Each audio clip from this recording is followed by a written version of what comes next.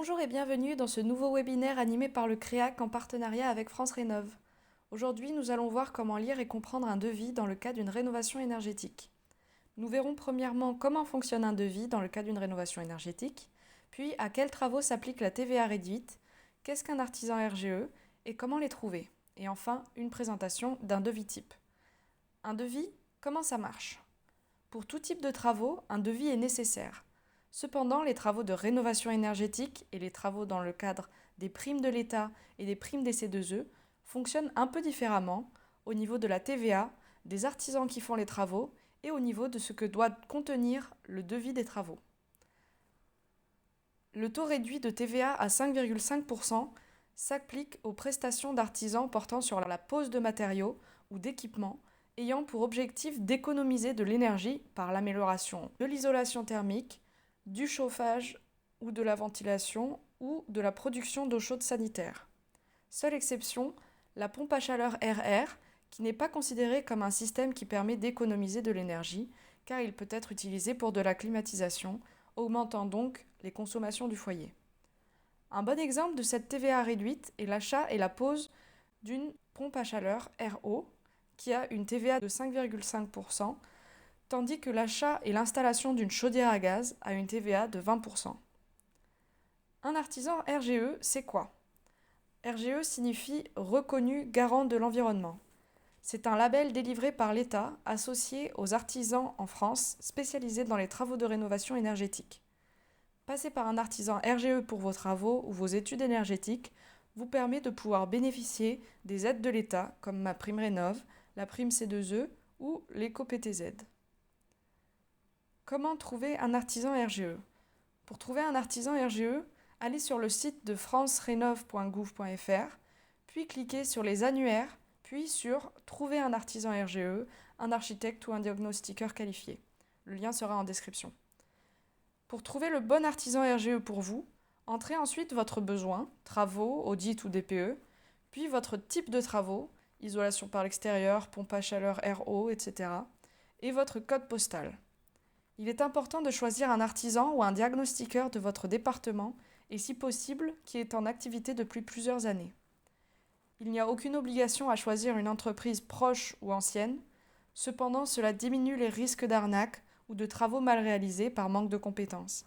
En cas de problème, une entreprise proche de chez vous restera plus facilement joignable et apte à effectuer des réparations rapidement.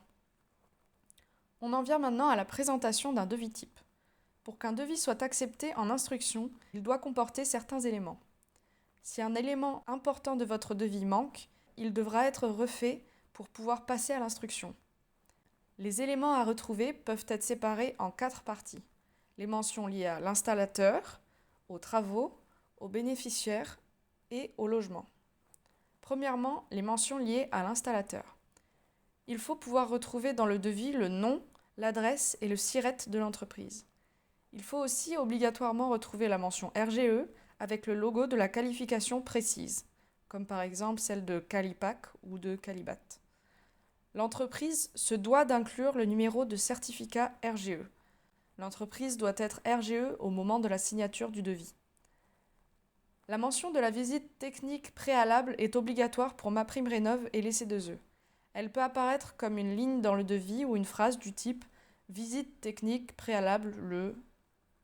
Il faut aussi le numéro du devis, la date du devis et la durée de validité du devis.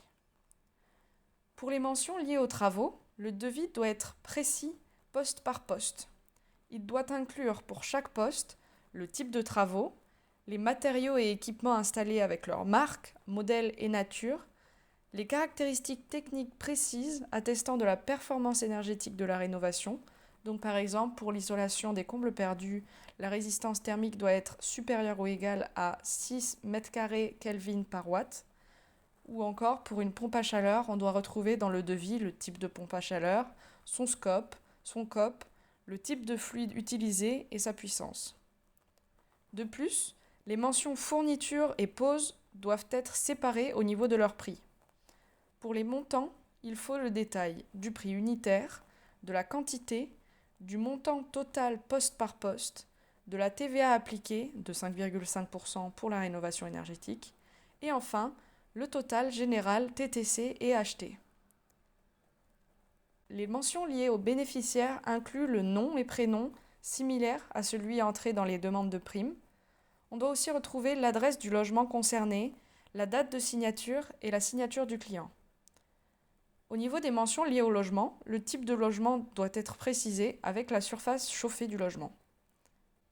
Le sujet des devis peut être très compliqué à gérer seul et est important à bien réussir pour ensuite pouvoir recevoir les aides de MaPrimeRénov' ou de toute autre aide locale ou nationale. C'est pour cela que l'on vous recommande de contacter votre espace France Rénov'. Si vous êtes dans les territoires suivants, n'hésitez pas à contacter le CREAC, un conseiller pourra vous aider. Merci de votre attention.